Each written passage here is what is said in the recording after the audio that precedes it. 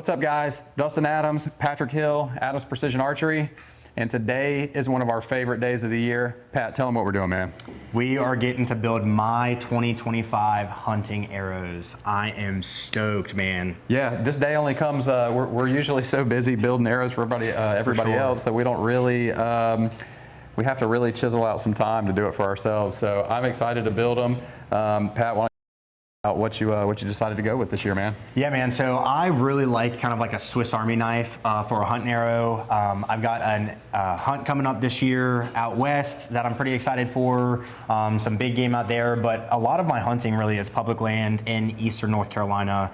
Some big pigs down here in Georgia. So I want kind of a do-it-all arrow. This year I'm going with the RIP TKO 300 spine. I'm gonna build it out to about the 460s, 470s total arrow weight. It's just something shooting 75 pounds, 28-inch draw length. That's really been comfortable for me. About 200 grains up front with some a wrap and tack veins on the back to level it out. I think when we did the math, it was around 469, 470 total arrow weight. Yeah, man, I love that. With that type of a build, Pat's going to get great front of center, great momentum, and a really nice, consistent, penetrating flight. So yeah, man, I think that's going to be a great plan for a multi-purpose arrow. I'm a big fan of having one arrow that you can take through the entirety of your season, regardless of what species, with the exception of maybe, going out to Africa and shooting a Cape buffalo or something like that. But for anything you're hunting here in North America, I think that's going to be a pretty solid build plan. Oh yeah. And yeah, man, I'm pumped to get these built for you. Awesome, man. I'm super excited for today because not only do I get my hunting arrows built, but we really wanted to do kind of a little bit of a behind the scenes of kind of some of the details of what it looks like after I do a consultation with you guys, what the actual process is for when your build is up on the sheet. So I'm super stoked to be here with you today, man, to kind of go over what that looks like. So first things first, we know what that build looks like. I'd love for you to kind of walk through, sure. What's the next steps after I give that call. Hey, your build's on the sheet. It's going to be getting delivered in a couple weeks. What's after that? Yeah, so we run our arrow builds in weekly queues. So at the beginning of every week, we know what needs to get done and built and pass quality control by the end of that week. Yeah. And so whenever your name comes up on the queue, we have our build process built into multiple days. So for example, day one, which is typically Monday, is cut day. All we do is we come in and we spend the entire day cutting, squaring, scuffing, cleaning, and prepping those shafts to be wrapped and fletched. And then after that, they'll go into to the component work and sit in a drying rack for 24, 48 hours. They'll be quality control checked, and then they'll be on the way to you guys. So, yeah, man, if your build came up, we'll pull your shafts, we'll clean them up, we'll get them prepped, we'll wrap them, we'll fletch them, and then they're on the way to you guys. So it's usually about 7 days from the time your name comes up on the list to the time they're on the way to you. And rest assured, when you get them, they're top tier quality, man. Literally ready to shoot out of the box. Field point all the way to knock. Only thing you have to do is change to a broadhead, and you're ready to be lethal in the woods. That's it, man. Let's rock and roll. Let's get these arrows going for you, man. I'm a big fan of this RIP. As many of you know, we do a ton of work with Victory. One thing, Victory, please cut out the red nocks. I've got at least 10,000 of these things in my shop. Let's start plugging some white nocks in these. Shout out to Easton. You guys do a great job of color coding your nocks by the spine. So once you get your nocks out, we're going to go in and we're going to take you into our cutting room now. We're going to show you a little bit of the behind the scenes on what we're doing in there. And then after that, we'll get these wrapped and fletched and get the component work done. And we'll have Pat getting dialed in for his 2025 hunting season. Awesome, man. I'll grab the camera. I'll follow you in there. It's going to be awesome. Let's ride, bro. You guys follow me. For all of our wrap customers, this is Sarah Lee. Listen, she touches every wrap that comes through this place. So this is one of the hardest working people at Adams Precision Archery. Sarah, thank you so much. Into the cutting room. All right, guys, welcome to the cutting room. We try to keep our arrow cutting separate from our main shop just because we do have wrap printers and things like that operating in there. So we want to keep the carbon interference with that down as much as possible. Listen, when you guys are building your own arrows, this is an often overlooked but super critical step. This is important that you take your time when you're cutting your arrows. Make sure that you're getting a good, accurate cut. Make sure the back of the arrow is seated up against the fence here, just to make sure that you get maximum consistency And yeah, this is where a solid arrow build starts, is right here. And let's rock and roll. We're going to cut these arrows, give you guys a look at how we're doing it.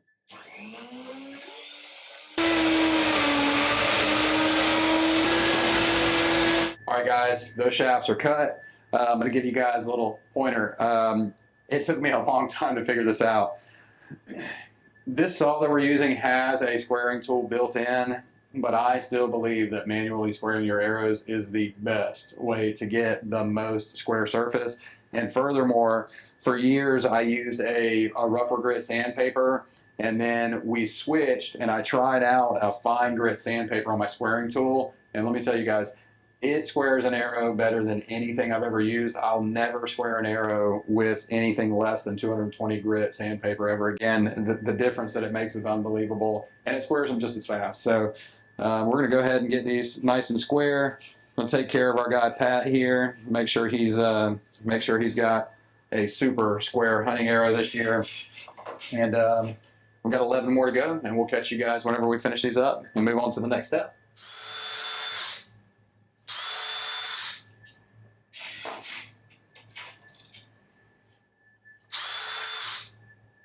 So what we're doing now, you guys, is we're using a metal bore brush to go ahead and scuff the interior of the shaft. And so what this means for you is this wire brush is going to create a rough surface on the inside of the arrow, and that is going to create a better adhesion surface for your components. It's just an added layer of protection to make sure that that your components are in there for good. Hey Pat, we had a customer come in real quick. We'll get back to the arrow build in a second. Let me get the camera. I want you to just go take care of this guy for me, okay? Too easy.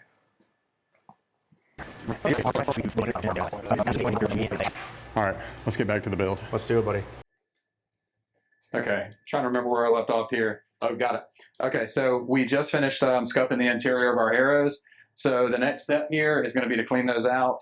A lot of guys do it with a Q-tip. We just do too many arrows for that. So what I'm going to do is I'm just going to spray them all out with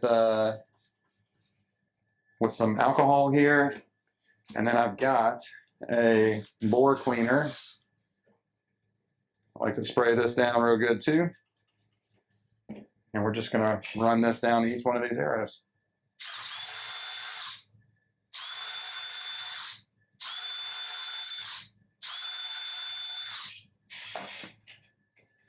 Careful with the camera, Pat. Sorry about that, everybody. Pat gets a little excited when we're filming.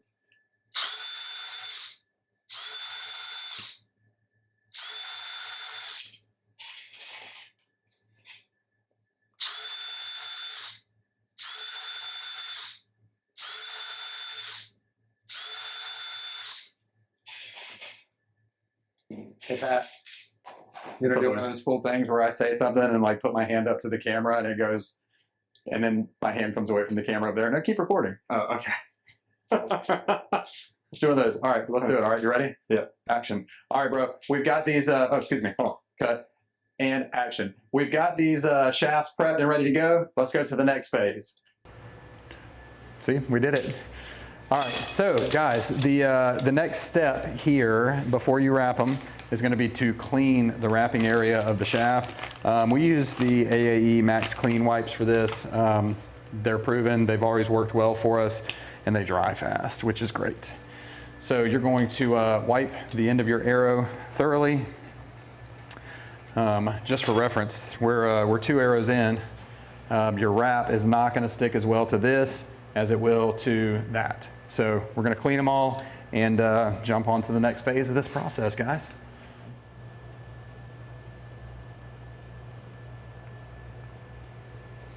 All right, you guys, we are on to the next step of our arrow build for the one and only Pat Hill. Quick pro tip for you guys, before you start wrapping the arrows, wash all the carbon off your hands, and it also gets all of the oils from your hands and everything off. It just makes sure that you don't take away any of the adhesion of the arrow, and it's going to give you the best chance of success here. So Pat, pop that camera up on a tripod, and let's chat arrows while we're doing this. This is the most time consuming part. Whoa, before you do that, you guys, check out what Mr. Hill went with here. This is our limited run I'm Your Huckleberry Doc Holiday wrap. It's super cool, man. People are loving this. So we've got a couple more here to go. Are you getting excited about your arrows, man? I am super excited. I'm more excited about these wraps. I went with the I'm Your Huckleberry. They were a limited release wrap that we came out with, and it just felt fitting, kind of with everything going on, and just the vibe of them. Can you elaborate on what you mean by everything going on? I mean, there's just so much going on in the company, so many moving parts and everything. You know, a couple big hunts coming up, and so it felt fitting for it. And I think they're going to look super, super clean with the all white tack veins on there too. I think so too. I have a hunt coming up this year that I'm really excited about, man. I'm supposed to go in November to Illinois for a week-long rut hunt. I think the condition has been given to me that all of the arrow builds have to be well ahead of lead time before I'm going to be granted the ability to go do that. Approval. But we're on track for that. Oh, for sure, for sure. We are grinding. Yeah. All right, look, man, we're on our last one here, bro. Let's do it, dude. They are looking so clean. Yeah. All right, last one. Line it up. Don't mess it up. Don't put it on backwards, forwards, backwards. Depends on who you're talking to. And part of our process, as you can see, with even the one that Dustin redid, we still have a couple left over. And whenever you buy a custom arrow build, you're going to get those leftovers, sent with you in your package. That way, if we warn people these are precise, and a lot of times, more times than not, people are hitting veins and kind of destroying their veins because they're just hitting darts. We send the extras, that way you can kind of rewrap them and stuff. So on top of our new products, the U-Build kits where you can get the wraps, veins, and everything, you also are going to get a couple extra handfuls if you put in a custom arrow build with us, just so that way you have them readily available for you. And by handfuls, he means 2 to 3 extra wraps. So depending on the size of your hand, is really going to determine how full it is of wraps. Yeah. So, all right, these are wrapped, ready to roll. Awesome. Let's fletch them up. So Pat has gone with the 275 tack driver vein. This is, honestly, you guys, this is one of my favorite veins out there. I know that, that there's a little bit of, there's a crowd out there that says that they're tough to fletch with, and I would agree for the novice arrow builder, they are a little challenging, but with some practice and giving them some time, for me personally, they've actually become one of my favorite veins to fletch. The adhesion is really solid, and I love that they have the foot that they do. When you get the proper contact with the foot to the arrow, you can actually see through the foot. You can see the wrap underneath the vein, and that tells me that I've got it on there securely. So that's one of my favorite things about this vein, actually. I was gonna say, yeah, for sure, because I kind of steered clear of tack veins for that reason, because they were so difficult to install and things like that. But you really just kind of got after, you kind of got after it and really learned how to put them on properly, where we're not having those adhesion issues or anything like that. So I'm running them this year for my 2025 setup. I wanted to ask you though, just because I know we kind of got introduced to it and we've loved it so far. We're, true Bitzenberg fans. We love the jig. We love how accurate it is. But we ended up changing our knob. Can you kind of walk through what this knob is a little bit? Yeah, so we've tried a couple of different knob solutions for this. Again, we're in the business of just doing it as tight as we possibly can, and I want it to be perfect, probably to a fault, to be honest with you. But the factory Bitzenberger knob, especially over some use, starts to get a little loosey-goosey in there. regardless of how many times you try to tighten it up, you can run into situations where you don't get even spacing in the vanes. And so I switched over to the AAE knob, which was definitely an upgrade. I used them for a long time, but I started running into the same thing there. And finally, we upgraded to this Zenith upgrade on the Bitzenbergers. And let me tell you guys right now, there's nothing better. It's perfect 100% of the time, and it's unique to any other knob system on the Bitzenberger because every other knob system requires a knock to be in the arrow when you're using it, whereas this one saves you a little bit of time on your builds because you don't have to wrap them and then put knocks in and then take knocks out to do your components. This one, once you wrap them, you're fletching the arrow with no knock in because it has a male end that actually goes into the shaft, and that prevents any type of play in the arrow when it's in the jig. And the spacing and the precision that we've seen with this has been Definitely next level. Definitely, yeah. That's the big thing with me with the knocks. You know, not all of them are going to fit, 100% accurate and perfect. We are able to, when we're doing custom arrow builds, you don't have to run a standard IP5 knock that comes with a Victory shaft on a Victory shaft. You can run on an Easton. We mix and match because we want to give full customability or customizability to our clients and our customers. So with that, we've been able to get the most accurate adhesion and spacing in our vanes by switching to this knob. And I think it's really user-friendly as well. You don't have to line it up as precise with that knock and twisting the knock and everything. It fits right over there and it just twists right where it needs to be. Yeah, it's ideal, man. Even using it now that especially that I've gotten used to it, man, it's awesome. I'll never use another upgrade for this jig. On a side note, I want to point out that I don't know, many of you probably don't know, but I celebrated my 40th birthday this past week. Yeah, man. And in keeping with that, I can't help but notice while doing this that I left my reading glasses that I normally use to do this at home. So yeah, the struggle is real right now, and I think that at this point we're just aiming for B+ quality on your personal arrows, Pat. Yeah. And if we can get that done, I think that we've really accomplished something there. Speaking of arrows, I know we're building mine. This is my 2025 setup.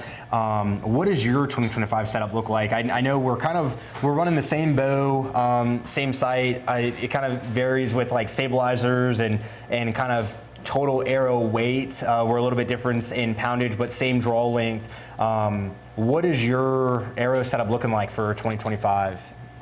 So I am going to do a Victory HLR 300, and I am going to run the Iron Will 85 grain hit system. So I'm going to run a 75 grain hit insert with a 10 grain titanium collar. And I'm going to run 3 275 driver tack vanes. Nice. With that setup. And I think total arrow weight with my 125 grain broadhead is going to be around 474. Nice. At around 18% FOC. So I'm really excited to try this HLR. Obviously it's a new arrow in the lineup for this year in terms of hunting season. It came out towards the end of last year, or maybe even in January this year. So I'm pumped to try it out. We've had really great feedback on that arrow. Yeah. And I mean, we've built a ton of them and they build out like a dream. So look at that. Oh yeah. Oh, that is fire, brother. You like that? Yeah, that looks so good. You like how the white goes down into the black part of the shaft? Because I know that if we had to wrap these the other way, that would not have happened. I think it looks perfect, man, honestly. I think it because looks good. You had such great adherence that it's actually translucent down there, so you can kind of see the fade under the vein. So I love it. I am excited to watch you fletch 11 more.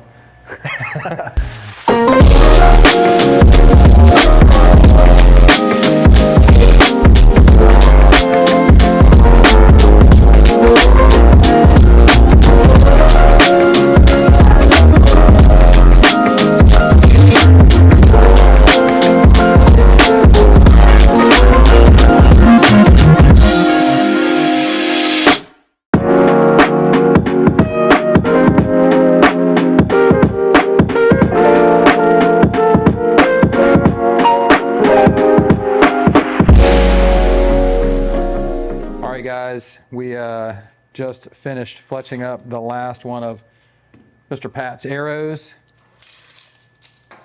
Check out what we came up with. Oh, hold on, come back. Let me hold them where they're like Pat likes them, upside down so you can read. Yeah. All right, fire. Yeah, it's fire, dude. Our final step is going to be to knock out the components. I'm going to have Pat pop the camera over on the tripod, and he's going to give us a rundown on what he decided to do with the components, and we'll get them knocked out, man. All right, let me grab a drying rack real quick. Pat, talk to the people. Yeah, man. So this year I went with something a little bit different. I'm a big component for like a half out or something like that, or even a two-part system like the Ethics system. But this year I actually went with one of the older Easton 75 grain steel half outs. Not the match grade, but just the full one-piece steel. And then I'm running a 125 grain broadhead. These, I've got the Podium Archery 125 grain field points. I love them. They're super, super consistent. I think these components tune very well. I think they fit super, super snug in the arrows. So this will give me 200 grains up front, which I think is going to be more than enough power for all the hunts that I'm going on. And I'm super, super excited to go with these. Part of our tuning process is we spin tune every single arrow. We don't paper tune them because then that would involve shooting them, and we don't sell used arrows. So a spin tune, the reason we do this and the reason we find it so important is what we do is we mix our two-part epoxy, whether that's a quick set or a 24-hour setting epoxy, and it's just that. So we kind of go through, put the epoxy on the arrow or on the component, and then we put it in the end of the arrow and we spin it just like this on an arrow spinner and make sure that there's no wobble or anything in the broadhead or the field point in this sense, to make sure that when you do put on a broadhead that you're going to get perfect flat flight. It's just one extra step that we like to take. And then after that, they're going to go in what Dustin just brought, or drying racks. We 3D print all of these in-house. We do sell them on our website, and we can sell them to you with them already put together, or we can, to save space in shipping, we can also send them to you collapsed, and then you can put the legs in yourself. But something that we've done is we've put a little hole in the inside of the bottom panel for your field point to sit in there, so you don't have any slouch or any angledness when they're drying. So I'm gonna let Dustin get rocking and rolling on these and kind of walk through, the rest of this build. So, Thank you, Patrick. yeah, man. All right, so we're gonna use a quick setting epoxy for Pat today because him and his family need to get back on the road, back to North Carolina, and we're already an hour and 37 minutes past the time that he needed to leave by. So yeah, we're gonna do something that'll get done nice and quick here. So we, when we kind of first started building, we really stuck with the epoxy, and then we messed with a little bit of like hot melt and then cold melt and then back to epoxy. Kind of what's your takes on that? I know this year for TAC, with some of our pro staff shooters, we did some hot melt. Yeah. What was your overall opinion on that with that hot melt that we tried? So I don't have anything, I don't have any like negative feelings towards hot melt or anything like that. Just for me and the fact that that most of our stuff is being shipped all over the country, I really like the added adhesion of doing an epoxy. Down here in South Georgia, it's just so hot, and a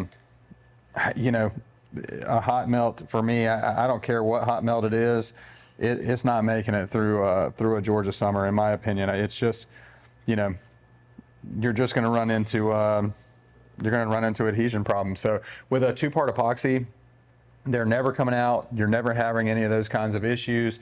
They're in there. The only downside is when you break the arrow or damage the arrow, you lose the component. But for me, I would rather have something that I know is set in stone, that's in there, that's not going to give me any kind of movement. So we're going to just keep turning this component here until we get that perfect spin.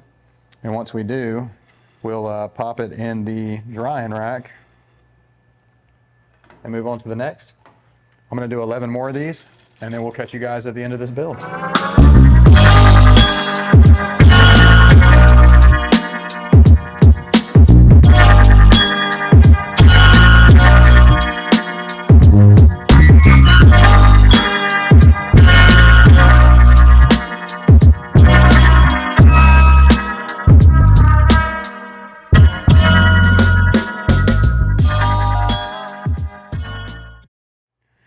All right, guys, we just finished getting the last one of your components installed here, and they've been in the drying rack for a little bit. Again, we used a quick set because he's got to get back to North Carolina.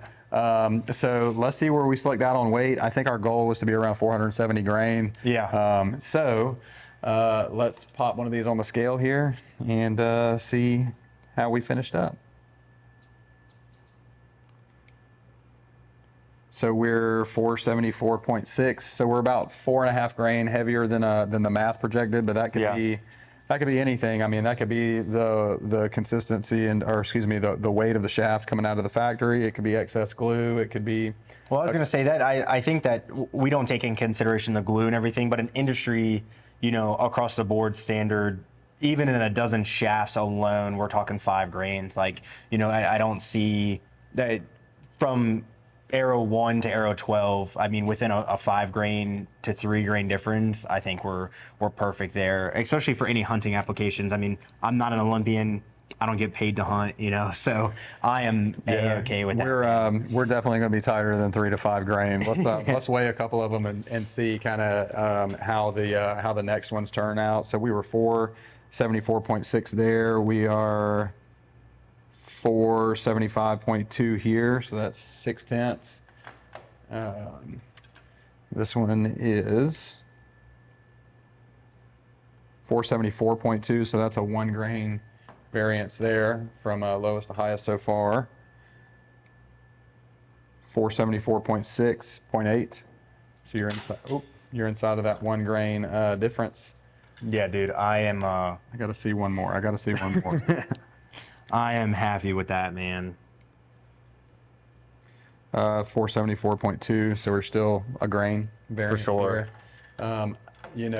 To be able to build some arrows and keep it within a grain variance across 12 arrows, including glue weight and everything, I don't know of anybody out there that's going to outshoot that difference. Not at all, especially, I mean, not in any hunting applications. You've got the guys that are shooting, 90 yards at caribou or moose or stuff, but even then... A grain's not changing that. Not at all, not at all. A grain's not changing anything at 90 for anybody. That's my opinion. 474, so we're 1.2 grain, 473.8, so that's 1.4 grain variance. There, that's probably our worst. That's probably our worst arrow. You better make that your practice arrow. Huh? Exactly. Well within industry standards. For sure. So listen, man, it's always exciting for me to be able to build you a set of arrows. Pat does a lot for our company, man. He's a vital part of our operation and everything that we've got going on. And so we're very thankful for him. And we're thankful for you guys. Don't forget to like and subscribe. Drop a comment down below and let us know how you like the video. And what you'd like to see us do for you next as far as YouTube content. We're just getting our channel up and going. So yeah, we want to listen to the people. We want to make you guys happy and give you what you want. So once again, like and subscribe. Pat, appreciate it, man. Appreciate everything you do. And we'll catch you guys next time. Thanks, guys.